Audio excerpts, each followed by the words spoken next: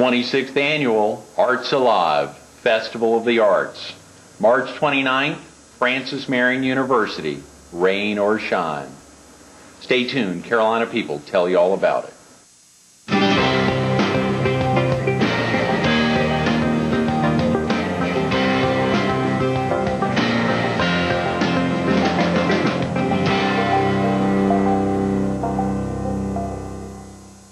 Good morning.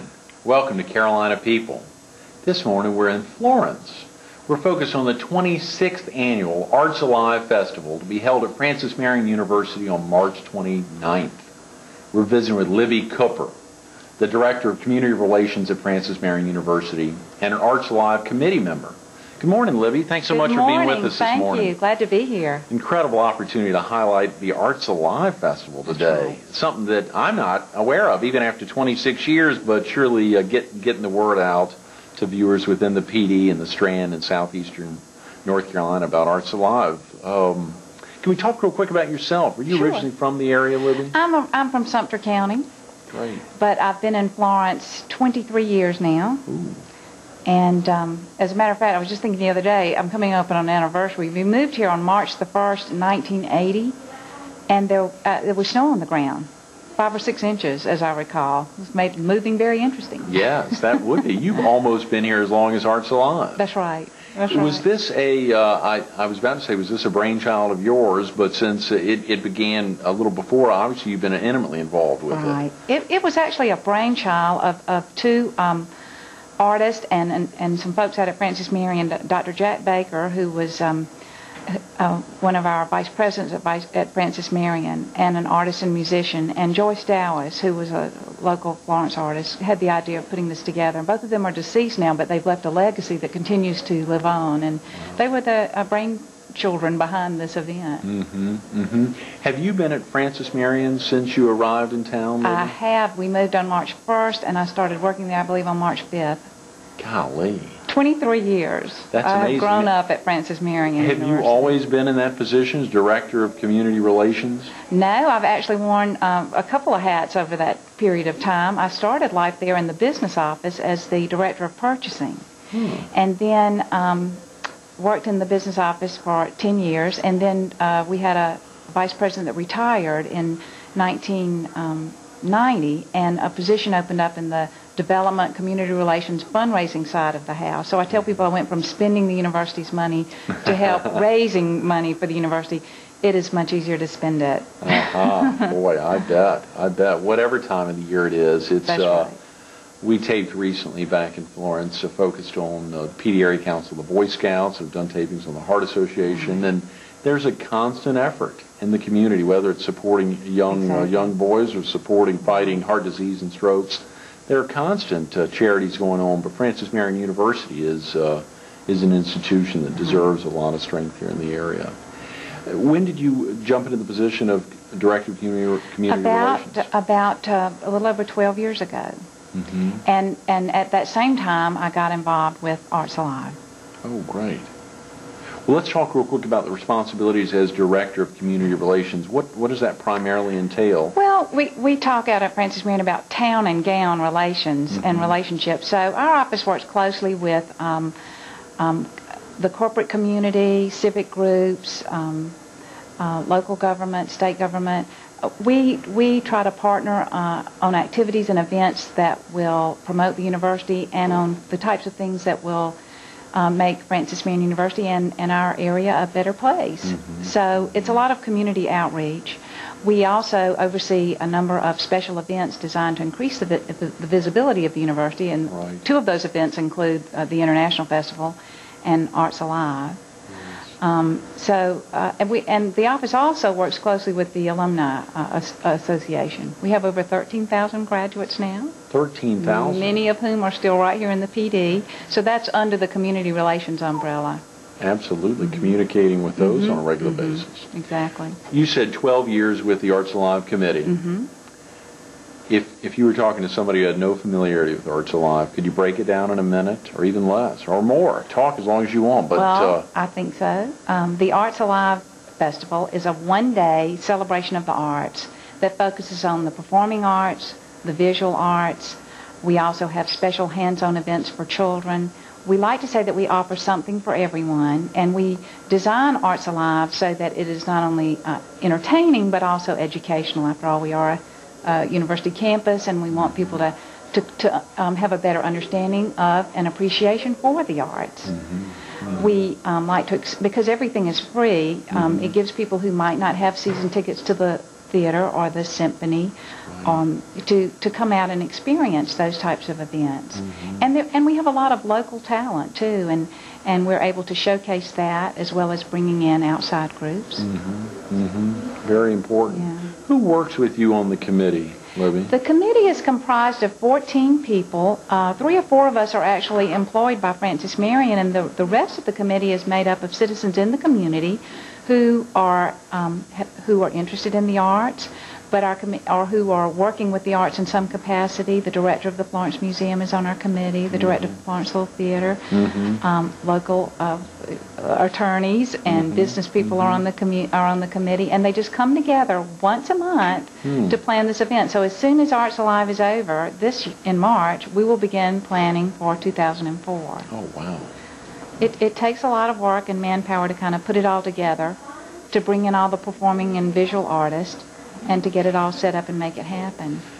Boy, Libby, and you said it's all a one-day event, March 29th. Right. Can you give the viewers a sense who may not have attended the last 25 festivals, or any of those festivals, what it's like if they arrived on campus that day, and obviously you laid out much of what Arts Alive's festival is, but if someone was coming for the first time, how would you gauge what they may experience that day? Well, the day starts at 10:30, and we begin the day with an all-city elementary school chorus. That's about 400 children that open Arts Alive with about a 30-minute performance. Right. After that performance is over, people will have to make choices, because we have performing arts events going on at 5 stages, some indoors, some outdoors, and the events change on the hour.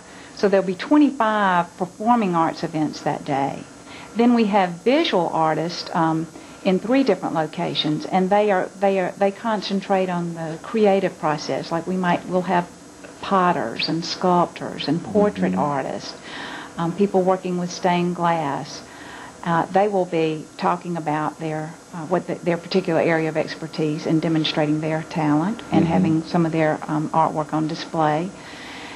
We have another area where there are hands-on activities for children so that they can actually experience the arts and take something home with them that day. We'll have things lined up for them to do. So we like to say there's something to suit all tastes, because, for example, dance, we have things ranging from classical ballet to country western line dancing. And in music, chamber music to bluegrass. Yes. To gospel. Our feature attraction that will start at 1 o'clock that day at one of the outdoor stages will be Maurice Williams and the Zodiac. Great. So, they have a reputation. They'll be performing from 1 to 3, but everything else changes on the hour. And a couple of them repeat, so that if things are, you want to see 2 things that are happening at the same time, sometimes since you can't be at both places one time, some of them repeat so that you can be sure and catch events that are of particular interest to you. That's wonderful. I'm so glad you're having Maurice. Carolina People's a big fan. He was a guest on the show on December 30th for a whole half hour, and then he was on February 13th. He was a guest on the show. He was a guest on the show focused on beach music legends that were performing at Myrtle Beach High School at 7 p.m. He's just a spectacular guy. He and Bill Pinkney and Billy Scott all came to Quinby. We did a taping We there. had Billy Scott last year. Oh, great. Yeah, good. Well, you'll have to give Bill Pinkney and the directors. That's right. I guess we'll do them in 2004. That's a great idea. Well, that's wonderful. When you think about on a location like that, Libby, on campus, you must be working within different venues on the campus. Or is this all outdoors? When you think about it, you've got to have a rain situation, to be ready for anything. Arts Alive happens, rain or shine. As assuming that it's going to be a beautiful sunny day on March the 29th, we will have, let's see, 3 stages outdoors and 2 indoors. Now, if in the case of inclement weather, we will move most of those to an indoor location, but it does spread it out a little bit more on campus when we have to do that, because we'd have to use the gym, and we try to kind of keep it on one end of campus. But it does not rain on Arts Alive Saturday, so we'll be fine. But anyone just driving by the campus that day should see the festivities, because there's circus tents up and just a lot of activities. There's also a wide variety of food, and that's the only thing anybody will have to buy is if they want to purchase food. Everything else is absolutely free.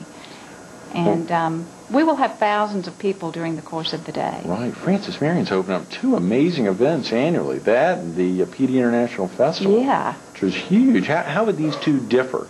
Well, they differ. The International Festival has, of course, an international focus. And there's a performing arts event that goes on one stage, and lots of cultural booths and displays that are also set up, and a real emphasis on food, because the food is wonderful there. We utilize 2 different parts of the campus for those events, so they kind of take place a little separately. Arts Alive completely focuses on the arts, and I think that sets us apart a little bit, because the International Festival, the focus is on culture as well as arts and food, and just a better understanding of other countries and their people. Libby, how do the Francis Marion University students participate in the festival? Well, they participate in a number of ways. First of all, just as spectators, as people in the audience. And then we have a number of student groups who volunteer to help us. It does take a lot of manpower to put the event on. They help as volunteers, and they also help as participants. For example, we'll have a couple of groups actually performing. We have a show choir called Cut Time that will be performing that day. We have students who, in our theater department, who will assist us. Students in the art department. We have a big sidewalk chalk art contest. It's very colorful, but our students and faculty help with that. We use students to help with the face painting for the kids, so we couldn't do it without our student population.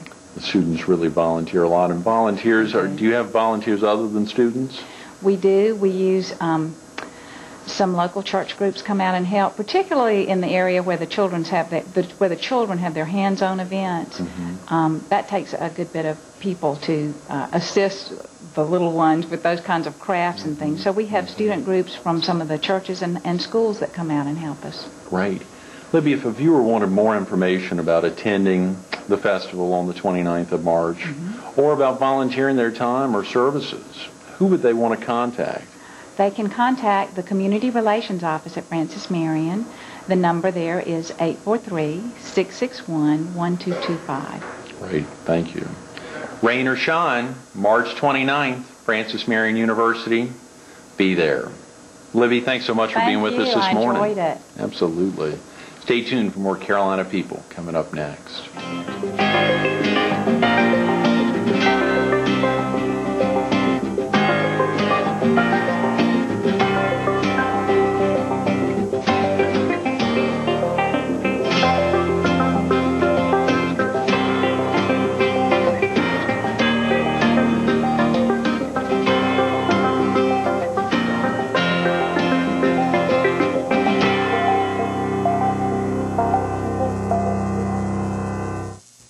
Good morning. Welcome back to Carolina People. This morning we're in Florence. We're focused on the 26th Annual Arts Alive Festival of the Arts to be held at Francis Marion University on March 29th. And we're visiting with one of the Arts Alive committee members, George Jebaily, an attorney here in Florence. Good morning, George. Thanks so much for being with us this morning. Certainly, Greg. Thank you. Incredible opportunity to be here to spotlight the Arts Alive Festival. You and Libby together. I think Libby said she'd been working with the festival for 12 years now. The festival's been going on 26 years. I'm not sure how many years at Francis Marion. It's been the entire time out there? Right. The focus has been out at Francis Marion. There was a time that it also had a daytime series that went with it, but the main one-day event has been at Francis Marion. Great. Let's talk real quick about yourself. Are you originally from the area? This year, this summer will be 40 years that my family and we've been here in Florence. And the family's all still here? We are. My mom and dad as well. Still 84 and 88 years old and doing great. And all of my brothers and I and our children, our families and all are all here. So we're having a lot of fun. That's fantastic. How long have you been in the legal practice? Since 1982, graduated law school and joined with my brother's law firm, Jebaily, Glass and Meacham. Joined with him in '84 and been practicing here in Florence ever since. Great. What do you all specialize in? Well, we're a plaintiff's law firm. We represent the people. You're Carolina people, so we represent the people. A lot of Carolina people. That's right. We represent a lot of Carolina people in this region. We don't represent a lot of corporations and insurance companies and things like that. We represent the individuals in a variety of different things. That's great. Have you been, in your service on the Arts Alive Committee has been how many years, George? That's a good question. Heck of a long time. That's right. It's been Obviously a while. A long time. And I wish I could tell you offhand, but it's probably around 15 years, something like that. That's fantastic. How has that changed over the 15 years that you've been involved on the committee? How has the Arts Alive Festival changed and your committee involvement itself? Well, my involvement hasn't really changed a whole lot. I've tried to give input whenever I can in whatever limited way that I can. The committee has had tremendous support from Francis Marion, and you really have to start there and take your hats off to not only to the people like Libby at Francis Marion and others out there, but also to the staff and to the support from the institution, the maintenance crews and the setup crews, and the logistical support that Francis Marion gives is just unbelievable. So I really want to thank them and all that they do. And the community as a whole has come out in support of this festival with contributions, financial contributions, as well as contributing their talents to the affair. And it's a great day. It really is. So whether folks are contributing their talents or donating money or volunteering their time, there's a heck of a lot of folks involved with making the Festival of the Arts a success. There is. The committee is a year-round committee. We meet once a month year-round to put this on. There's some volunteering there's a lot of volunteering of talent that comes from the community. Whether it's dance, whether it's theater, whether it's music, everything from the children getting up and performing the kickoff with the all-city chorus to the, folks from the little theater are going to be doing performance of theater to we have gospel music as well as ballet. All of these are local performers who are going to come out and showcase their talent. So we have tremendous volunteering of the talent. As far as putting on the festival, there's volunteers that come forward and assist with running like the hands-on booth for the children, who do face painting and who do that kind of craft building and things of that nature. You have a lot of artists who come and showcase their art, local artists who do and volunteer their time that day, and you get to watch them as they're making their art right there and doing that. We have people who are assisting with the chalk art, and that's one of my favorite things personally, is to see the people who come out and they do these marvelous, they're pieces of art that you'd say, we got to save that somehow. But here the rain comes and it washes it all away. So, there's a lot of people that come and assist in volunteering that kind of thing.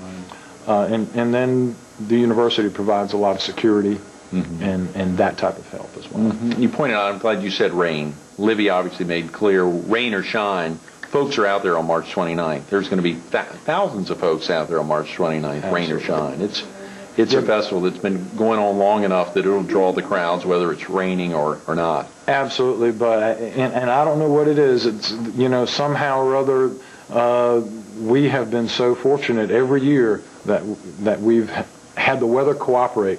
It hasn't always cooperated exactly like we would like, but we've had good enough cooperation every year for us to put it on and have a terrific turnout. So I don't think rain. I think sunshine. Oh yeah, it's going to be fantastic weather. I can feel it. I can feel it as we're sitting here in Florence today. Yes. As we think through the inception of the event 26 years ago, obviously you weren't there as they were putting it together. You've been told probably what some of the original reasons prompting the launch of the festival. Well, my understanding is the basic vision is similar to what it is. First off, it's to showcase local talent, to bring in outside talent, and to do it free of charge. And that's one of the wonderful things about it. It's an opportunity for the entire community, and when I say community, I mean the entire PD. We get folks coming from the beach that come in. We have busloads that come in from the beach. Right. We have folks from North Carolina that come down in it.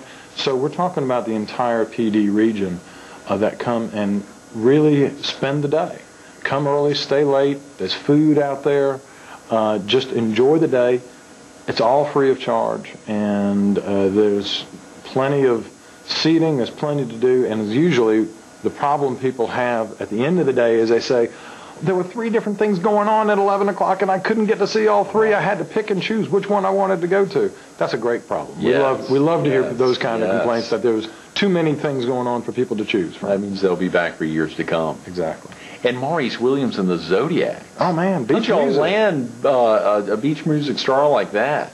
Well, we try to bring in a headliner every year. Right. We've had a variety of different performers, but we want to bring in some folks that have name recognition, and those certainly do have name recognition, and we hope people bring their shag dancing shoes with them when they come. Get up and dance and enjoy the music. Have a good time. Let your hair down. I'm sure there'll be a lot of folks doing just that. George, when you mentioned the chalk, the use of chalk and the artwork created therein, is that the favorite part of the program for you? The entire festival, there's so much going on. You said that's one of the favorites. Can you say there's a favorite? Now, you see, you're asking me a tough question. Golly, That's a we're tough here. question. Yeah. You know, everything I talk about is the favorite at that moment as I'm talking about it. My area of responsibility that I operate and kind of oversee on the festival day is the children's tent. Oh, great. Yeah, let's talk about that. And, you know, I see the magicians and the performers. We've had performers in there who've done all kinds of, and see these wide-eyed kids who are just absolutely locked in to what's happening, and they don't get a chance, frequently, they don't get a chance to see a lot of live performances from folks. And to see them just, their faces just beaming with joy, that's a real treat for me. And so the children's tent is a special area. But one of the other special areas is also the recital hall, where we have some of the more fine art, the string quartets and all, and a lot of senior citizens seem to really enjoy, I guess, being inside and air conditioning. They enjoy that setting, but we've had some marvelous performances from some of those folks as well. So it's just hard for me to pick and choose. Do your children, family get active with Arts Alive? Maybe they're part of the reason you're there. Yeah, it is. I have my wife and my 2 children. I have a 9-year-old and a 6-year-old now. 6-year-old as of last week. They love it. It's absolutely. We all look forward to it. As a matter of fact, my wife's family comes down from North Carolina and has participated and spent the day with us and enjoyed the festival. And hopefully they'll come again this year. Right. One of my daughter tends to like to ride around on the cart with Alice. So she's covering the whole ground. Yeah, she's gotten in the cart and so she's had a fun time and learning to get involved with. She's not one of the folks who complains about 3 things going on at the same time, because she goes to all of them. Oh yeah. They do, and my wife, God bless her, takes the kids around while I'm sitting there at the tent. She takes them around from event to event, and but it's, once again, it's just so much to pick and choose from. You can't see it all at the same time. I think I heard the name Toonies, and if there's parents or grandparents or great-grandparents watching, Carolina people this morning could encourage their kids to come out or grandchildren to come out. What would be exciting about the Toonies that obviously you've been involved with that they'd want to see? Tricia and the Toonies. Tricia is, they're from Minneapolis, Minnesota. And I got to know Tricia through her mother who lives here in Florence, Janet White. And Tricia and her act are major performers up there at the Minneapolis State Fair. And she has a show where she sings and plays the guitar, and she has these puppets that are different characters. They're the Toonies. And they interact. They're character-based education songs. They're fun. There's a lot of comedy that's in that. It's a lot of audience interaction. Once again, the kids are just absolutely riveted with it. And they were here 2 years ago, or 3 years ago. I can't remember exactly. But we're real excited that we're getting them to come back again. That's a long trip for them to make, to head down from Minnesota to come down here. So we're real excited to have them back again. That's exciting. And George, you've got, I think Libby said there are 14 committee members. You've got a heck of a lot of volunteers participating. Yes. Is there an aspect, when you think about it from the community side, the community chipping in to support this annual event? For those people who have been to Arts Alive before, I'd say come back again. For those who have been longtime Florence people and PD area people but have heard about it but haven't come out, I'd say come give it a try. You'll get hooked. And for those who are new to the area and are looking for something to do and saying, what does Florence have to offer? Quality of life. What does the PD region have to offer that's quality of life? Try it. You'll like it. Come and participate, and you'll become an annual attendee. You heard George Jebaily say it. Come, participate. If you experience Arts Alive once, you'll be an annual attendee. George, thanks so much for being with us this morning. Thank you. I appreciate the opportunity to be here. Absolutely. Stay tuned to more Carolina People coming up next.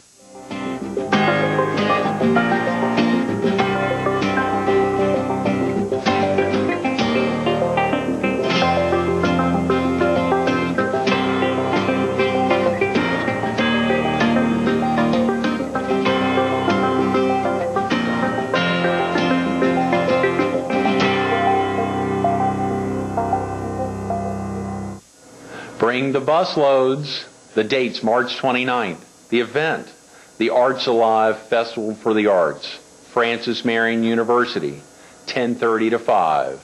If you need more information, contact Libby Cooper at 843-661-1225.